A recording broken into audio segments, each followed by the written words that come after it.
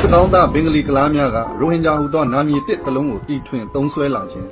ဒုတိယကမ္ဘာစစ်ဦး1942ခုနှစ်တွင်အင်္ဂလိပ်တို့ကလက်နက်ကိုဆင်ပေးခဲ့သောကြောင့်အင်္ဂလိပ်စစ်တပ်ထဲမှဘင်္ဂလီမွတ်စလင်ကလားများအိန္ဒိယမွတ်စလင်ကလားများသည်ရခိုင်ဒေသတွင်ရှိနှင့်ပြီးဖြစ်သည့်ဘင်္ဂလီမွတ်စလင်ကလားများနှင့်ပူးပေါင်းကရခိုင်တိုင်းရင်းသားများအားဂျီဟက်စစ်ပွဲဆင်နွှဲ၍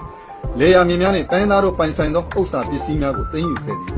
၎င်းသိမ်းယူထားသောလေယာမြေများနှင့်ရခိုင်ပြည်အတွင်းတရားဇာတများသည်1948ခုနှစ်နှစ်ကုန်ပိုင်းတွင်စတင်ဖွဲ့စည်းခဲ့သည့်မူဂျာဟစ်တပုံများ၏အဓိကရန်ပုံငွေဖြစ်ခဲ့ပြီး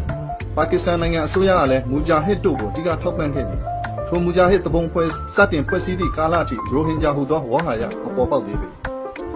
1948ခုနှစ်ဂျာမစ်တူအူလီမာ၏အသင်းမှခေါင်းဆောင်ပြီးစီတန့်လှည့်လည်ရာတွင်ပါကစ္စတန်အလွန်ရှည်ပါစေဟုကြွေးကြော်ခဲ့ကြသည်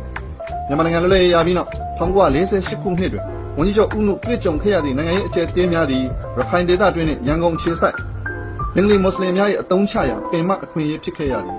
1948ခုနှစ်ဧပြီလ3ရက်နေ့တွင်မြေပုံမြို့၌ကျင်းပသည့်ရခိုင်လူသားညီလာခံတွင်ရခိုင်သားတို့၏သဘောထားတင်းမာမှုကြောင့်ထောက်ခံမဲမရသောဖဆပလသည်အကျယ်တဲတွေ့ခဲ့ရာဦးနုကမွတ်စလင်အများစုရဲ့ထောက်ခံမဲရအောင်ဆောင်ရွက်ခဲ့သဖြင့်မြန်မာနိုင်ငံရေးအတွင်းဘင်္ဂလီမွတ်စလင်များရဲ့အရှုပ်ထွေးများစတင်ပေါ်ပေါက်ခဲ့သည်ဖဆပလမဲအနိုင်ရရေးအတွက်ထိုအချိန်ကပြည်ထောင်ဝန်ကြီးဦးအေးမောင်ခအဒူလာတဲ့ထောက်ခံမှုဖြင့်ဘင်္ဂလီများကိုခေါ်သွင်းလာသည်ဘူးတီတောင်တွင်အဘူခိုင်ဆိုသူကဖဆပလဥက္ကဋ္ဌလာဝကတို့နှင့်ပေါင်းကအိမ်ထောင်စုစည်ရင်းများလုပ်ပြီးမှတစ်ဖက်နိုင်ငံမှာဘင်္ဂလီများကိုခေါ်သွင်းလာရာရွာပေါင်း40ကျော်ခန့်တမဟုတ်ချင်းရောက်ရှိလာသည်ထို့သောလှုပ်ဆောင်ချက်အမှားများသည်နိုင်ငံအတွက်ယနေ့တိုင်နစ်နာမှုများစွာဖြစ်ခဲ့ရသည်1950ခုနှစ်ဇွန်လတွင်အစိုးရရဲ့နိုင်ငံရေးအချက်တင်းကိုအခွင့်ကောင်းယူကာဘင်္ဂလီမွတ်စလင်များသည်မောင်တော်မြို့နယ်ရှိအလဲတန်ကျော်ရွာတွင်အစည်းအဝေးပြုလုပ်ခဲ့ပြီးရခိုင်ပြည်နယ်ကိုအစ္စလာမ်ဘာသာပြည်နယ်အဖြစ်ပြောင်းလဲသတ်မှတ်ပေးရန်အချက်24ချက်ကိုဗဟိုအစိုးရသို့တင်ပြတောင်းဆိုခဲ့သည်၎င်းတောင်းဆိုချက်ကိုဗဟိုအစိုးရကပယ်ချခဲ့သဖြင့်နောက်တွင်ရိုဟင်ဂျာလူမျိုးတို့ကိုတီထွင်လာ1950ခုနှစ်ဩဂုတ်လတွင်စတင်အသုံးပြု၍တိုင်းရင်းသားအဖြစ်တောင်းဆိုခဲ့သည်